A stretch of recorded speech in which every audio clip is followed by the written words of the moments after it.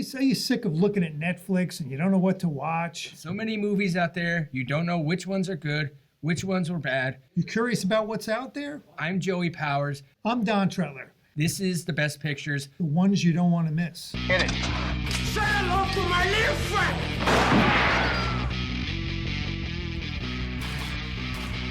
Frankly, my dear, I don't give a damn. Winners go home and prom queen. English, motherfucker, do you speak it? Everyone in this room is now dumber for having listened to it. I don't deserve this. Deserves got nothing to do with it. No sequel for you.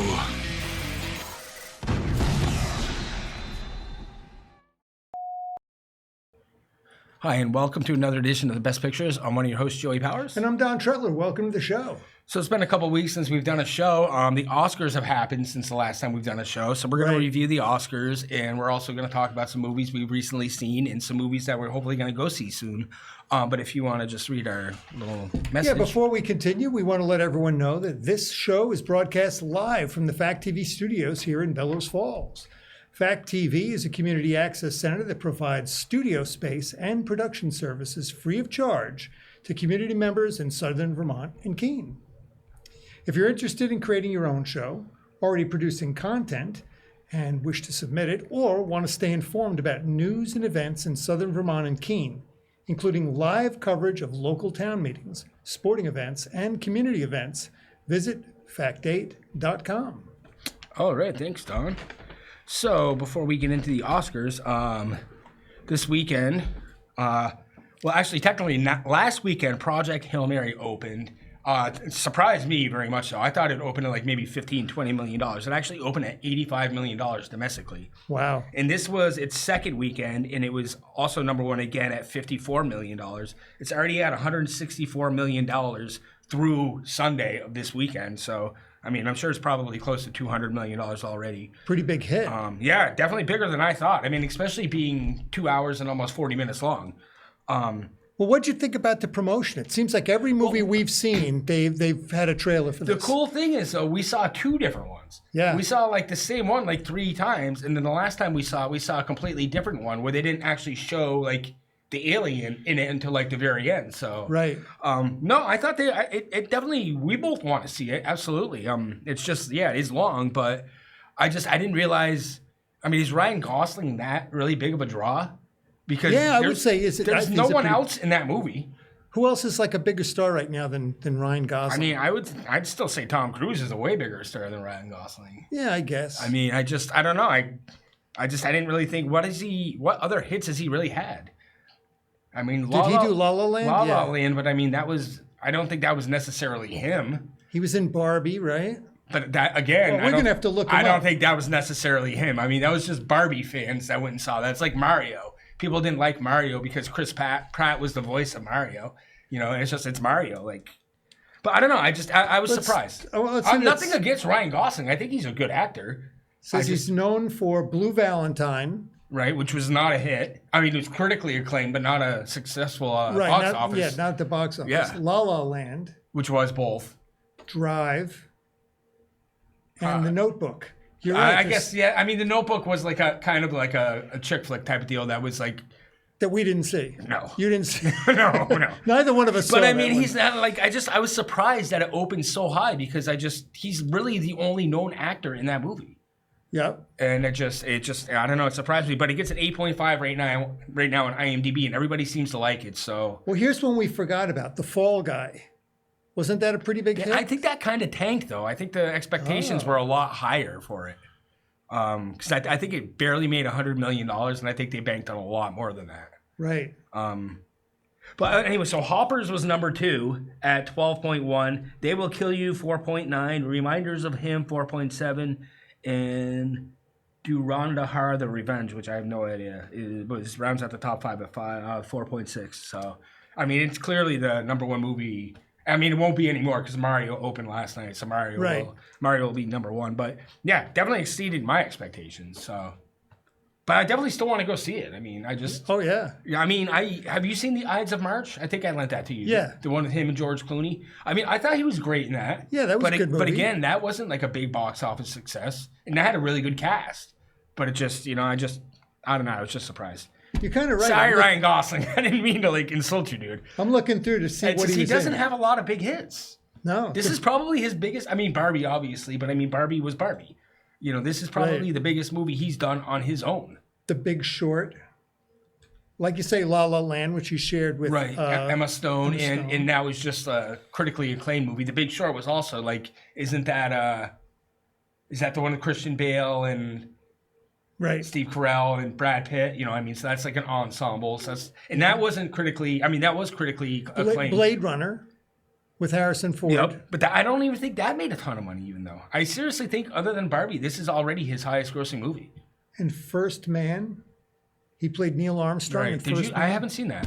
I think I did. I think you did. I think you lent it to me, and I didn't watch it because Ryan Gosling was in it. Look back at the life of astronaut Neil Armstrong and the legendary space mission that led him to become the first man to walk on the moon. Let's see who else is in it. Claire Foy, Jason Clarke. Yeah, I did. I think I did see this. Yeah, I'm pretty sure you lent it to me. So what is it? It gets a 7.3. So I was going to say that's pretty good. I mean, that definitely is pretty good. Yeah, I guess, that's funny. I mean, we just assume he's a bigger star than he is. He hasn't really... Well, I didn't really think he was that big of a star. That's why I was just surprised. Yeah. But so you didn't actually get to watch the Oscars, How right? old is he? Let's see how old he is. How old do you think he is? I think he's my age. I think we're within a year of each other. 1980. Yeah, we're born in the same year, so we're the same age, yeah. So that makes him what? 45.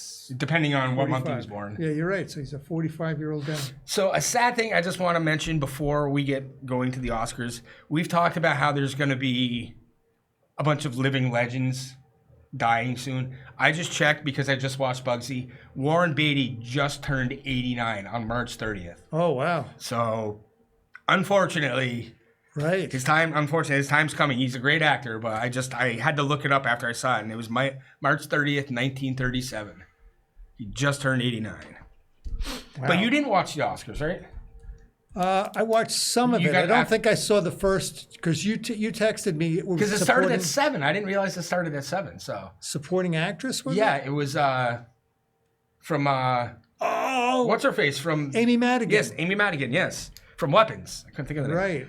Which was great, and I actually rewatched it afterwards, and her acceptance speech was really good, and she had been nominated like 40-something years prior to that. Really? And it's just like, she's like, someone asked her, she's like, what's the difference between now and then? She's like, well, I won.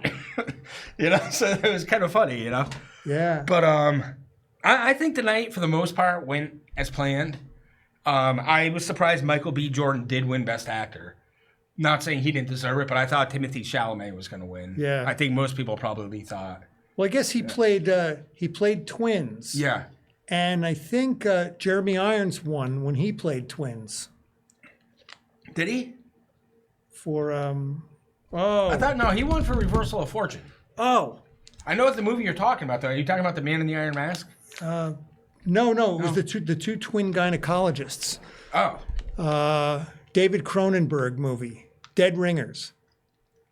I haven't seen that. I watched it again relatively recently. It is a good movie. I like but Jeremy David Cronenberg. Irons just like He's a really good actor. He has something about him. He just has this really like flat affect. Like to me, like he's not like a Daniel Day-Lewis, Daniel Day-Lewis, Yeah, well, he can play anybody. He has played everybody. Right. I mean, so. So let's see. I wanted to look and see what's the last movie that we saw for Warren Beatty. Rules Don't Apply. Look at Howard Hughes 10 years ago. Look at how many movies he's been in. I was shocked. Is it 36? Previous 36? Yeah, That's it? That's it. That's all he's been in. Wow. Isn't that crazy? It is. I would have thought it like 100. It's Warren Beatty, It's like I just figured. Yeah. Let's see what this is called. Rules Don't Apply. And that was what, like 2016? 2016. Yeah, I looked at this last night. Oh, you did? Yeah. Yeah, I looked up Warren Beatty, so I want to see how old he was. So Lily Collins, Haley Bennett. Oh, he's he directed and wrote the movie Rules Don't Apply. And I guess he's in it, but he's not the star of the movie. Movies he directs, he generally, for the most part, isn't the star. Oh my God, look at this. Lily Collins is Phil Collins' daughter. Paul Sorvino, Alden Ehrenreich, Matthew Broderick, Martin Sheen, Candice Bergen, Wow, that's a good cast. Annette Bening. What's it get for a rating? It gets a whopping 5.7. Really? Of course Annette Bening's in it. They're married. Yeah. She's going to be in everything. Wow. The unconventional love story of an aspiring actress and her ambitious driver and their eccentric boss, the legendary billionaire Howard Hughes. And he plays Howard Hughes. Warren Beatty does? Yeah. Okay, that makes sense. I'm pretty sure that's what it says. Of course, he's not on the thing here. Well, while we're talking about Warren Beatty, what did you think of Bulworth? You've seen Bulworth, right? Yeah. What I did you thought think? it was good. I loved that movie. Yeah. I saw that in a movie theater. I think he wrote, produced, directed, and starred in that movie. That was completely 100% him. Right. But I own that movie. I thought it was great. I thought it was really funny. And Halle Berry was relatively unknown at the time. And that was one of her big breakout roles. I mean, he's only got 36 movies, and he was a pretty huge star. Yeah. I mean, you think about his movies. I think about Bonnie and Clyde. Yep. Bugsy, which I just watched last night. Bulworth, I thought was pretty good. Reds, which he won an Oscar for. Heaven Can Wait. Heaven Can Wait. I own that too. Not Hairspray. What's the... Is that hair? No. Oh. No, it's... what is it called? Oh, You know what it's I'm about the Yeah, hairdresser. you know what I'm talking about. Yeah. Right. What is Because that? he's great in that too. He's a sleaze, but he's great in it. I mean, he's just a really good actor. He's Dick Tracy in Dick Tracy. Right. You know, I mean, it's not a lot of acting credits, but it's like he's just so well known. Yeah. What and is it it's called? Been, what did we say it was? 10 years since he's done a movie. And Yeah. He's 89. That means he was 79. Yeah, this was says known for Reds, Bonnie and Clyde, Heaven Can Wait, and Bulworth. Highest rated one there is Bonnie and Clyde. Yeah, it's got to be. I wouldn't doubt that at all. I mean, that's definitely my favorite Warren Beatty movie. Yeah, wow. Even on the page, he's what did he do here? He did Reds, Ishtar, which was a Ishtar. bomb. 4.7. Wasn't that him and Dustin Hoffman? Yeah. Dick Tracy, Bugsy, Love Affair. Shampoo. That's what it's called. Which gets a 6.4. I'm surprised because that seemed like a pretty big cult following. I liked it. I remember seeing it when I was younger.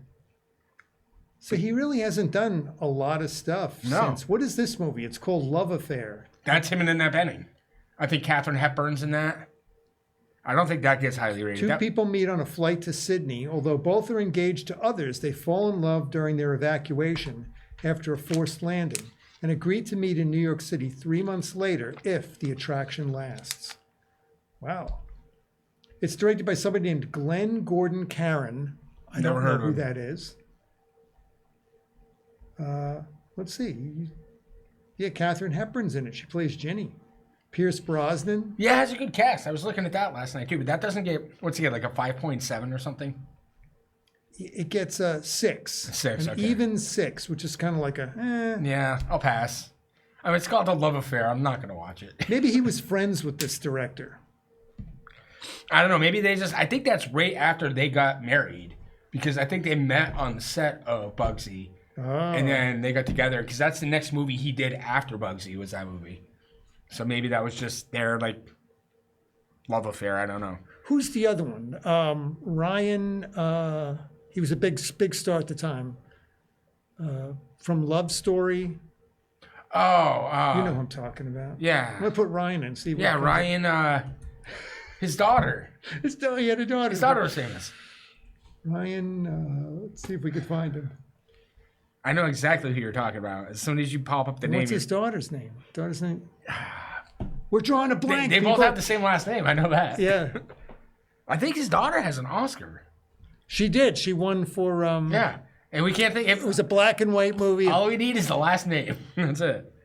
I know exactly who you're talking about, though. But yeah, not Tatum. Something like O'Neal. that. O'Neal. Ryan yeah, O'Neal and Tatum Tatum O'Neal. O'Neal. Yes, that's what it is. Okay. There Yeah, we go. Ryan O'Neal. Whatever So he happened to him? was kind of like a flash in the pan too, though, right? Like he had like a. I mean, not two because Warren Beatty wasn't, but I mean, like he had like a couple of big roles. He's dead. I didn't realize Ryan O'Neal had died. I didn't either.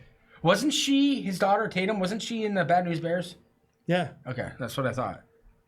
Yeah, she was like the star because she had already won the Oscar, I think, by then. Yeah, I think so, because that was what, like 75 maybe? When the original? Paper Moon. Paper Moon. That's the one that she won for. So he made, 66 movies. Or has 66 credits. That surprises me that he did that many more movies than Warren Beatty. Some of them are TV shows. But still, I mean, I'm still shocked that Warren Beatty was only in 38 movies or 36 movies. Yeah, that really. Just absolutely baffles me. Because he's been around for like 60 years at least. Because what was Bonnie and Clyde? Bonnie and Clyde was what, 67? Yeah. I mean, and that's 59 years ago. Right. You know, I mean, it's just staggering. That's like less than, what, one movie every 2 years?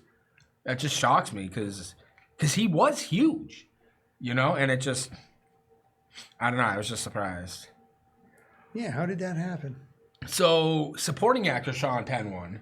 Right? Did you expect that? I did. Pretty much, right? But I mean, he's my favorite actor, and I was glad that he won, but I was kind of rooting for Stellan Skarsgård just because he is a good actor, and they were talking about this being the performance of his career. Right. Whereas I didn't think one battle after another was the performance of Sean Penn's career.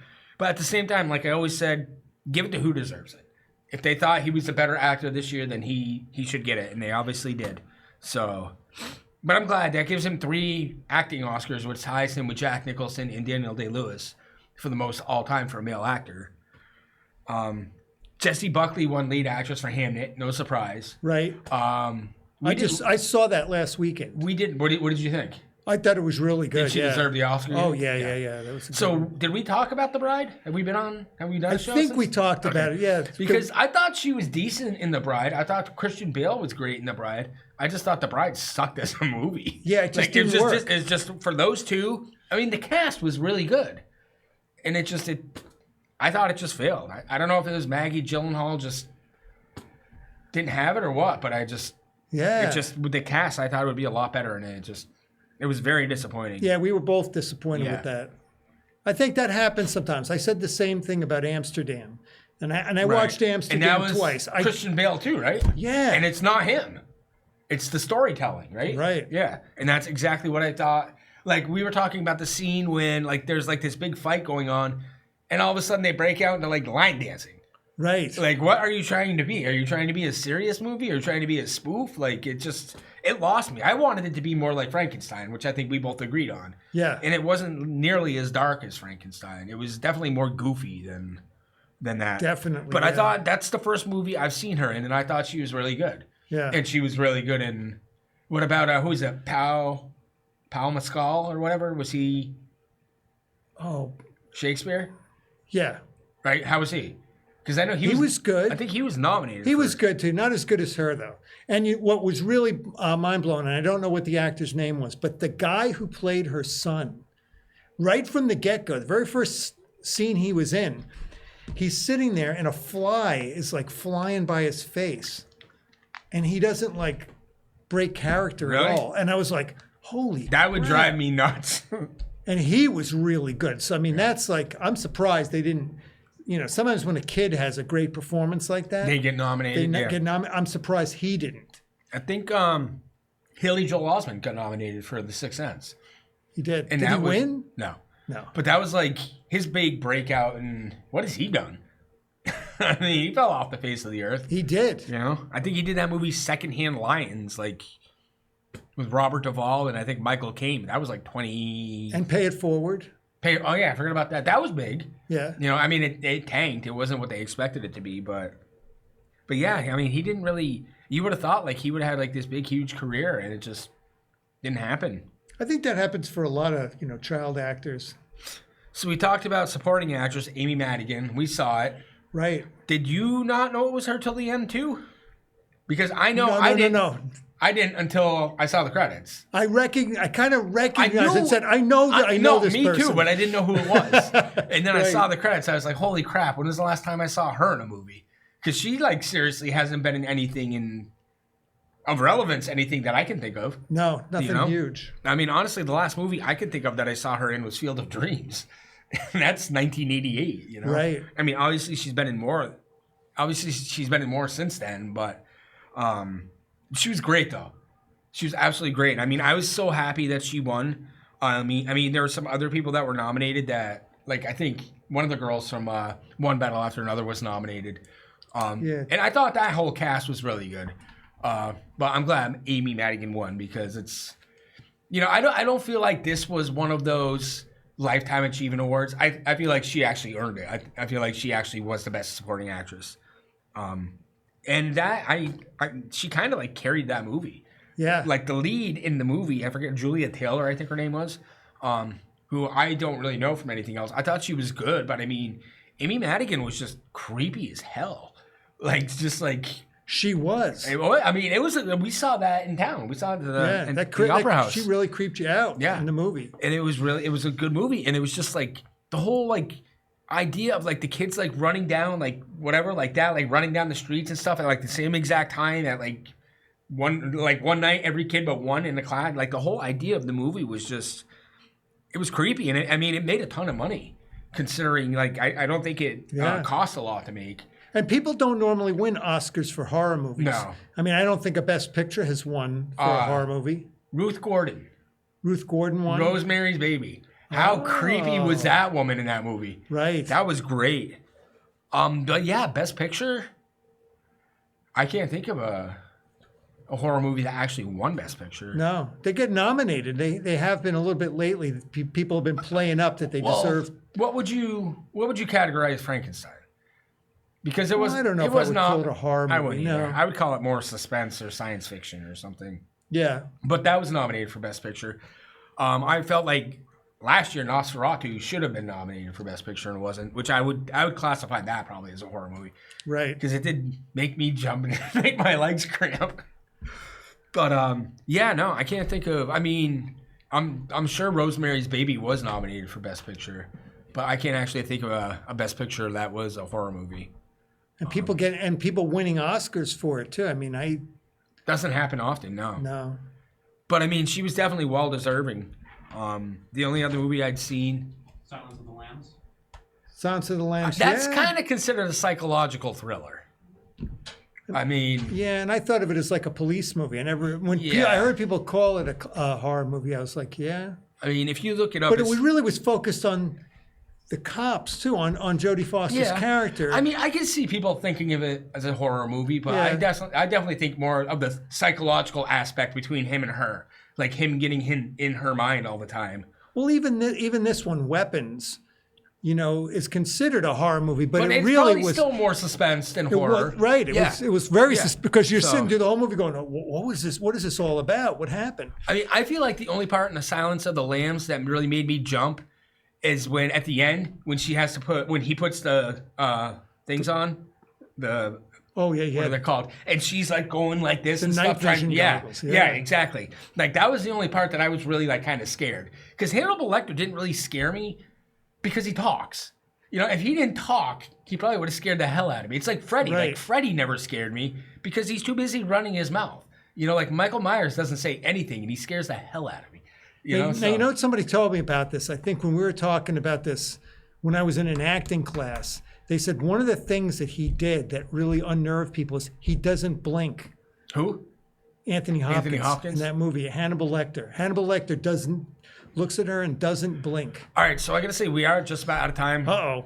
You got to give love to your guy, Paul Thomas Anderson, Best Director, Best Picture, Best Screenplay. Won 3 Oscars. Never won an Oscar before. He's been nominated 13 times now. Right. Finally won 3 Oscars, the biggest star of the night. So I still don't think One Battle After Another was the best movie of the year, but obviously I'm in agreement with you. I mean, I think most people did. Obviously, I would have picked something else over it as well. I would have said Frankenstein, or honestly, Begonia. Begonia probably would have been my. And both excellent movies. Begonia didn't win 1 Oscar. One of the I think the best movie of the year, but didn't win 1 Oscar. Well, they didn't even nominate Jesse Plemons, which was a crime. But so hopefully we'll see at least one movie this week and have something new to talk about next week. But this has been our episode of The Best Pictures. I'm one of your hosts, Joey Powers. I'm Don Tretler, and these are the ones you don't want to miss. That was great.